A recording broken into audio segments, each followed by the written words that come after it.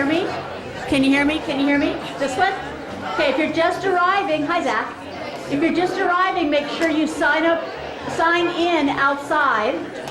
The t-shirts are on their way. Other areas, then we'll have snack time, then we'll open the curtains, and then everybody will be in here for the speaker.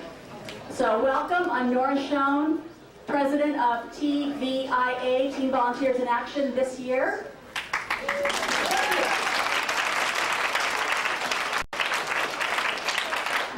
My husband's really happy that this is here and almost done. This nice kickoff.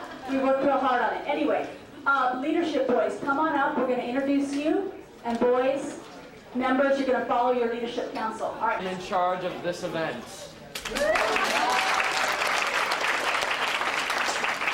My name is Carter Clark, and I am the Leadership Council Chair. I'm Matt Scarano, and I'm the Leadership Council Vice Chair. My name is Justin Costello, and I'm the 12th grade rep.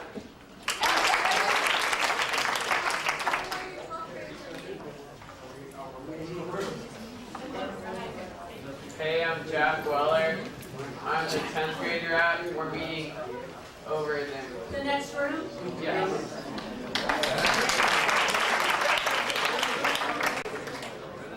My name is Jake Holker. I'm the 11th grade representative. We're meeting in the room. I'm Drew Pelisek, and I'm the 8th grade representative.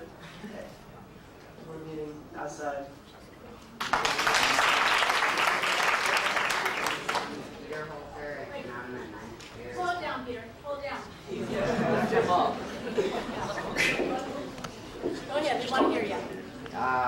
I'm Peter Holker, and I'm the 9th grade rep, and we're meeting outside. I'm Mike Schoen. I was in charge of the 7th grade kickoff, and none of you guys are coming with me.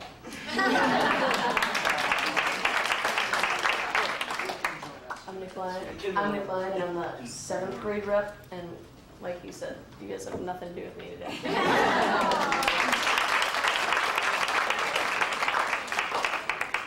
Okay, so boys, you'll follow your reps, and then they'll tell you when to break. It'll be snack time, and we're breaking at the same time, and don't take all the snacks, okay? They're going to be in the other room. All right, so disperse. It's 8th and 9th outside, and 11, 12 in that room over there. So it's very little turnover, and we're really glad that you guys are here. Okay, so I'm here to talk to you about the boring kind of mom-parent stuff. We're going to approve the minutes. We're going to look at the budget for the year. And I do have something to say to you. Most of you, or a lot of you, will be day chairs at an event, and we'll be helping you, don't worry. I really, really want to know how much money you spent. And we want to reimburse you. A lot of times people will go buy snacks or water or, something, whatever. And just say, oh God, it's $37, it's not that much money, that type of thing.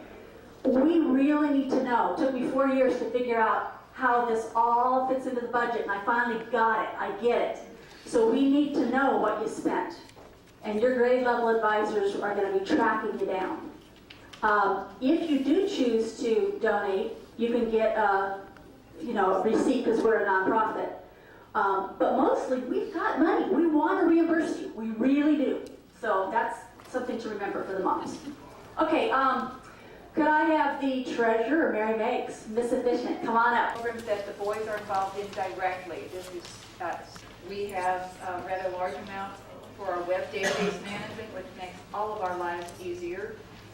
That type of thing, administrative office expense, similar.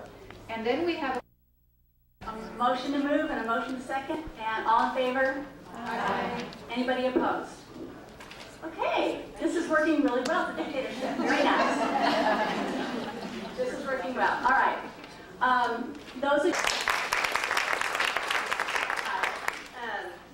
So I was just saying, a day chair for the first time, we've significantly updated the sample flyers section. Every single philanthropy that we've done before that has a flyer is on there with a Word doc. Doesn't mean you need to use that, and it doesn't need to, if you're doing the American Heart Association, you don't have to use that flyer. You might go in and find one for oak tree planting and feel like that's a better model. Thanks, that's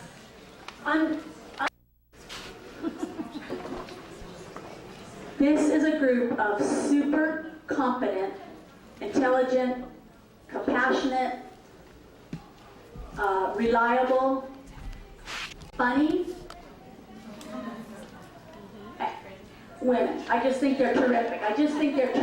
And if any of you want to join in a leadership position, we would love to have. Everybody in the organization does have a job, whether it's day chair, president, grade level advisor. Doesn't really matter, because if we didn't have all the day chairs, or we didn't, basically she keeps me in line. Thank you. We can hold applause to the end. Star LaRock is the Assistant VP of Philanthropy, so she's worked all year organizing all the events. The calendar is done. There are events for every class, every grade, every month. It's all confirmed. It's all on the website. It's all done. And next year, she'll be looking for an assistant. Her hand after the meeting, which will finish on time. How many people need a different or a new t-shirt? One, there's two people. Okay. All right, three. We've got them if you need them. Thank you. Okay.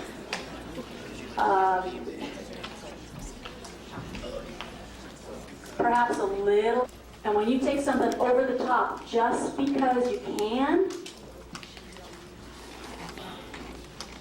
you know, look, this is all about character, taking care of yourself, doing the right thing, participating. So come on, all right? Philanthropy. And so when you're with us, we expect the same thing. So thank you. I think I spotted Francie Free in the audience. Did I? You need to stand up. You need to sign in. You guys know that. But you have to sign out. Does anybody know why? I want to answer from a boy in back. Drew, not you, because I think your mom probably does. No, I don't know. All right, what do you think, Drew? Is it because well as have a little action play day with some of the, well, the parents are basically doing their food shopping. We'll have some activities with their children. Fund their food for themselves and their families, as well as to fund their school in Mexicali. And so this is something that Star LaRock has brought to us, where we are going to be building Beehive. Project Wildlife is, we believe, going to be our high school work day in October, and that is an organization that takes injured animals, injured wild animals. So that's just to highlight some of the new stuff, but please go on the website, check it out, kind of pick and choose what you want to, both in terms of your calendar for the year, you know, your own school situation. And we look forward to all of your work for all of our philanthropy.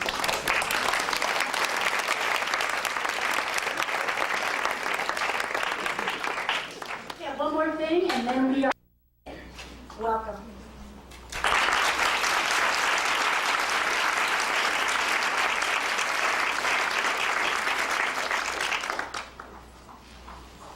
We're doing a little thing for the camera because 48 hours is going to come in, so if you wouldn't mind, just wait 1 second because we have to make sure the slideshow is working, and my slideshow comes. So now if you'd help us out with a phenomenal round of applause, ladies and gentlemen, the Silverwoods.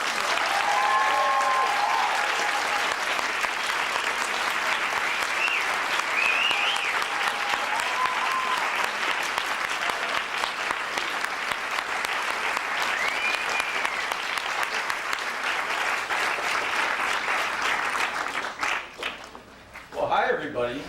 Thanks for that warm welcome. It makes me happy, and you know, I don't know if anybody here knows that much about my story now, but you'll know a little bit more by the time we're done. I'm very happy to be here, and I'm happy simply to be alive. You know, there's a lot of doctors that I've talked to, they don't really have any explanation for it, and it doesn't really matter to me because I'm here. You know, the three people you see seated over here, and my 12-year-old and my 8-year-old Camille, they don't really have a reason to be alive either. We're all very lucky to be here. There was some sort of, you know, the stars just aligned in the right way, and there was 18 or 19 or 20 or 21 different things that had to happen exactly right for us to have survived, and they did, and we're forever thankful for that. This all started with a dream, you know, and that dream became the purchase of a boat and an adventure that we took off, and we thought we were going to go out for a year, but we liked it, and so we extended that for a second year. And unfortunately, it ended in a tragedy. It ended in a shipwreck. But I think it's good to start at the beginning, you know. How did we come to be out there on a sailboat in the first place? And that starts with me, you know. Now, part of this story for all you young guys out there, you know, don't practice this at home. But in my case, I was in 9th grade, you know, and a guy poked me in the back in math class and asked me to go sailing with his dad down on the Chesapeake Bay. So I said, sure, you know, and I went down there, and, you know, it was like, woo, I was bit, man. It was a bug. I was just enraptured by sailing, and I am still to this day. I sailed throughout high school, you know, and then I went off to Colgate University in upstate New York. And this is the part where I'm warning, don't try this at home. It was in February of my sophomore year when I had this idea that it was time for me to quit school. It was time for me to go to work. It was time for me to buy a boat. It was time for me to go out and sail on the ocean. So with that thought in mind, I hitchhiked home through a snowstorm, you know, and banged on the door, and my parents opened the door that evening, and they were puzzled, you know, they were shocked. Their jaws said, ah. And I can appreciate where my parents were at because, you know, I got Big Ben here, and he's a sophomore now at Cal Poly, and if he shows up in the middle of the semester, I'm going to be the same way. My mom, about 3 or 4 days later, she said, well, now, Johnny, you know, it's okay. You can stay here at home with us. That's fine, but I'd appreciate it. You're just going to need to talk to a friend of mine. That friend was a shrink, you know, and so I talked to the good doctor. I probably had 4 or 5 sessions, I guess, with him, and at the end of that, he told my mom not to worry, you know, that it was an adolescent fantasy, and that you know, this too will pass. Well, less than a year later, and this goes way back in time, I sent that good doctor, I sent him a postcard, and what it was it's a Polaroid. That's an old-fashioned instant picture, right? And it had Jamaican stamps on it because I had mailed that Polaroid a shot of me standing on the deck of my boat, and I was in Montego Bay, Jamaica at the time. And I wrote a really sweet little message for that doctor and put the stamps on it and mailed that back up to the United States. I sailed that boat then around the western end of Cuba and back up to the United States before I was 21. And I owned a lot of other boats after that. You know, one that comes to mind right now, if we go up to another picture, is going to be, wrong way, was a boat called Andiamo, which is Italian. It means let's go. And that boat, I built myself. I built it with my own hands out of wood. And the associations with sailing, you know, it just seemed to keep multiplying my good fortune, but I hit the jackpot when sailing helped me to meet my lovely wife, Jean, over here. I met her in St. Croix, but I didn't actually meet her. She was my waitress, you know, at a restaurant. And I held that vision of Jean in my mind, you know, and it wasn't until 2 years later, we were up in Manhattan, and we met for real, and we went out on our first date. What I'm going to do right now is let Jean explain to you why she came to be there in St. Croix. Well, there I was freezing on this train platform on my way down to Manhattan with thousands of other people, and somebody said to me, would you like to go to St. Croix for vacation? I said, yes, definitely. So I went down there, and luckily I got a job on the sailboat, and it, you know, turned me on to the wonders of sailing. So I didn't meet John until a little while later, and well, 2 years later, and we fell in love, and we got married and had children. And he'd come up to me every once in a while and go and say, you know, you like sailing, Jean, let's go sail around the world. You know, I'd be like, oh, sure, honey, yeah, we'll sail around the world. But as time went by and the kids got older and there were so many distractions with modern day life, video games, sports, you know, carpools, I started thinking, you know, I really do love to travel and I'd like the kids to see other cultures. So we actually turned the dream into a goal for us.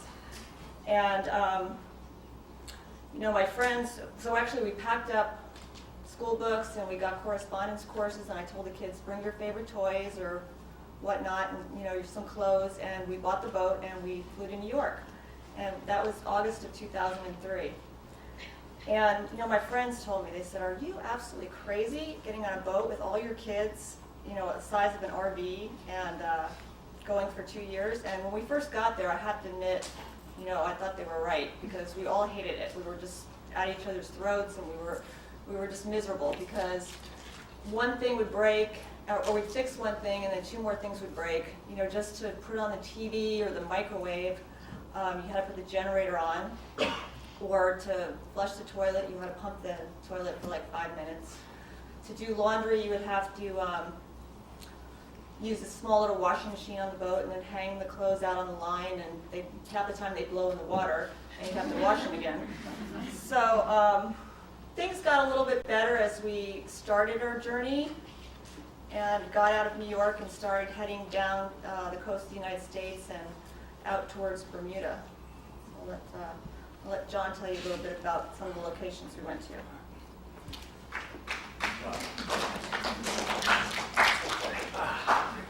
Yeah, so like Jean said, we loaded that boat up in Long Island Sound, you know, just north of New York City. And in the first day, we dropped down the East River, you know, went past Manhattan, and right out past the Statue of Liberty, and hung a right and went south along the Jersey coast, and bopped through the Chesapeake Bay, and then we jumped ship. You know, we abandoned the United States at Norfolk, Virginia, and sailed across the Gulf Stream out to Bermuda. And we arrived in Bermuda the day before Thanksgiving, and I know that my crew was very, very thankful in Bermuda because we got walloped. You know, it's a bad time of year to be in the Gulf Stream, and we had really high winds. We had, you know, really big seas.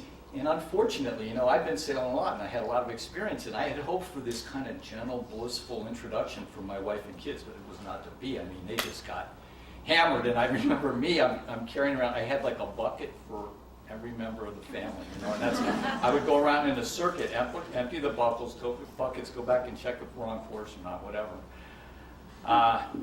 But things began to get better, like Jean was saying after that, because we took off from Bermuda, and then you're arcing south in the trade winds, and we hit St. Martin, and then like a pinball, you know, we just went through every island you can imagine in the Caribbean, you know, Guadeloupe, Musty, you know, it doesn't matter. And that pinball, it bounced off of Bonaire, you know, and then we went to Curacao, and then we went to Aruba, and then boom, we went all the way to the Panama Canal and through the canal. And then we took a left and we went south and we crossed the equator into the southern hemisphere and arrived in Ecuador and promptly got ourselves moving up into the Andes Mountains. You know, we climbed all over the Andes Mountains. We were up there for weeks, touring all these different Inca ruins and that kind of stuff. The kids loved it. We came back down the mountain and headed west. We went out to the Galapagos. And the Galapagos, you know, Darwin, evolution, everything that goes on out there, we loved it. And just for me, it was kind of like, it was very special for me because I love that feeling, of that primeval feeling. You know, it's a lot of it's volcanic. You feel like you're alone. And I remember in particular, you know, we were on an island called San Isabel. It's the largest island in the Galapagos, and it's also the least populated. It's a very early, a young volcanic island. It's 80 miles long, it's 20 miles wide. And there was an overcast morning there. It was really gloomy, you know. The cloud level was really low, but I'd managed to rent horses. And so we took off going up the slope of this volcano on horses, and we headed up that mountain. I mean, it took us hours. We were riding up for about 3 hours under this really cool tropical rainforest kind of canopy above us. And because of all the condensation and stuff, you know, there were orchids up there. They'd be dripping on your head, and it was very silent. The only thing you could hear maybe is like the rustle every once in a while where these giant tortoises are moving out of your way as you're going up. And suddenly, you know, we break through this cloud canopy, and there's just this stunning sun that just blows you away. And as far as your eye can see, it's just this volcanic, like, battleground, you know, like this lunar landscape. I mean, for 50 miles, you can't see anything. There's no signs of human habitation. There's nothing like that. And I'll never forget that. You know, it's just one of those moments that I hold. I was there with my family. We were alone. We were on the top of the mountain, so to speak. And with that, I'm going to pass it on to Ben, and he's going to give you a couple rundowns on his favorite sport. Hi everyone, I'm Ben. I was really into surfing and wakeboarding, just water sports. I'm still an avid surfer. My favorite was just going on Tahiti, Moorea. I don't know if some of you guys have heard of Chopu. I went there a couple times and I'm surfing there. It's not as brutal as some of the magazines depict. That's only like in a very, very rare part, but it's really amazing because you can go surfing down. You go down the wave and then you can literally see the fish swimming in the water under you as you're going. The water's so clear and it's only like 2 or 3 feet deep. That's what I really liked. I think Amelia here wants to share what she wants to do.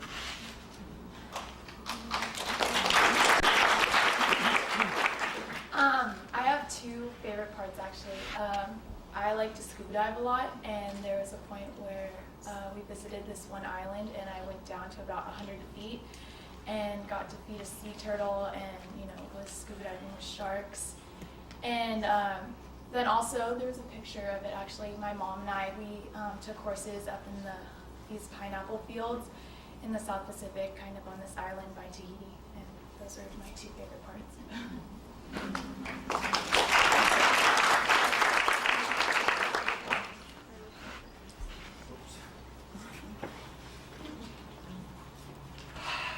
Yeah, those are all lovely images, but just like any version of paradise, there's this thing, where reality tends to intrude, and in our case, we had a disturbing incident with pirates, modern day pirates, because they exist, whether or not the tourist bureaus and everything else want you to know that they do. They're out there, and we've been anchored on an island called St. Vincent, and we were on the northwest coast, which is very isolated, but throughout the afternoon, I had this feeling, or a certainty that we were being cased. There were these just kind of crazed natives on these really beat up surfboards, and they just stay like a certain distance off, and we're the only boat in this whole bay that's 8 miles wide. And they're kind of looping around and looping around. There's this one guy that just looks more sinister than the others, and I try to ignore him, but 2.5 hours later, this guy is snuck on the back of the boat, and he's getting close to my son, and I had a little altercation with him, nothing physical, and I told him, get off my boat now, get away from my son. So he was gone, he paddles away, and we're starting to fix dinner, and it's getting dark, and I finished dinner, and I was uneasy, and I was uneasy enough that I decided that I'd keep watch all night, that I'd stay awake and I'd stay on the deck. And it's the only time in 2 years that I ever did that. And oddly enough, my suspicions were rewarded because, like midnight, I'm up on deck, I've kind of got myself comfortable, and so that if I move, I don't make any noise. And I can hear this splashing, and sure enough, here come these 3 guys, and they're paddling out, paddling out, paddling out. Well, I wasn't just laying out there by my lonesome. I had an incredibly powerful searchlight with me, and I had an incredibly big and ugly flare gun. It's just a flare gun, but believe me, it will light up your life. And when they got close enough, and I was watching them, I had these really powerful binoculars, and I've been scoping everything all night. I stood up, and in the light of that flashlight, I'm sure that they could see this big flare gun, and I said, "Leave or I'll fire." And they left, They just paddled away. But the ironic thing about that is you've got these kind of scruffy modern-day pirates, and the only reason that we had even landed on St. Vincent was because we were heading down the coast. So at first light, after this incident, after midnight, and I mean first light, not waiting for the sun to come up. As soon as we could see, we had the anchor up and everything, and we got out of Dodge. We went about 12 miles down the coast and then turned back in to visit a city. And a lot of you guys there in the back, you'll remember what this city is. It's Port Royal, as in Pirates of the Caribbean, because the entire town for that movie had been built there in St. Vincent. And on our boat, I mean, we practically wore that video out, Pirates of the Caribbean. I just thought it was ironic that those two things should be happening so close to each other. And with that said, I'm going to leave it back up to Jean.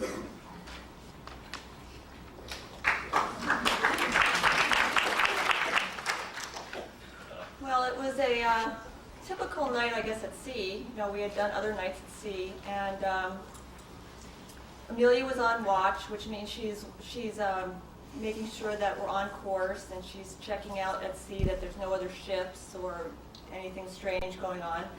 And Ben was going to come on watch shortly after, and I was down below watching a movie on my laptop, trying to relax. It was the end of the night. It was dark. It was really dark that night. And John came down to tell me about when we would get to our next destination, because I was a little worried. We were having friends come in from San Diego, and I wanted to make sure we were there in time for them to fly in. And just like the sound when you're in an auditorium and you hear that sound of microphone feedback, and it's just sent through your body and so deafening that you've got to cover your ears, I looked at him in horror, and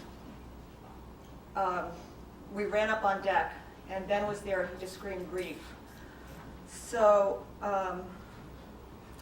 I tried to put the engines in reverse. John and Ben were cutting down the sails, and when we were finished with that, the boat would just shudder and shake and move forward. And when I ran down below, I turned and I looked to the right, and this water came just gushing through Amelia's stateroom and into the whole side of the right side of the boat in that hull, through the kitchen, and there was plates, toys, sneakers just floating around. And I looked over on the sofa, and there was Ben and Amelia, Jack and Camille huddling each other and just screaming, "I don't want to die, I don't want to die." And I just felt like I was in a scene from Titanic or a movie. I just didn't feel like it was real. It couldn't be real. So at that point in time, John and Ben came down below, and we got on all three radios that we had on the boat. And we launched Maydays, but we had nobody coming back at us that they had heard us. So we then set off what we call as emergency, it's an EPIRB, and it sends off an emergency signal to the Coast Guard to tell them that you're in distress. The problem is a lot of the times, 90% of those calls are false alarms, so they don't react to them, and we didn't know if it was working anyway. So John and Ben ran up on deck to launch the life raft at that point, and I followed them up, and at that point in time I could just hear this deafening roar of something, you know, I knew it was a wave, but you couldn't see it. It was just a black night, and you just couldn't see anything. So as soon as you did see the phosphorescence of that wave, it hit the boat with such power that the mast came down, hit Ben in the head, and pinned John to the deck. And then I'll let John talk a little bit about being under that mast. Good job. Good change. Just let him hit 1 second.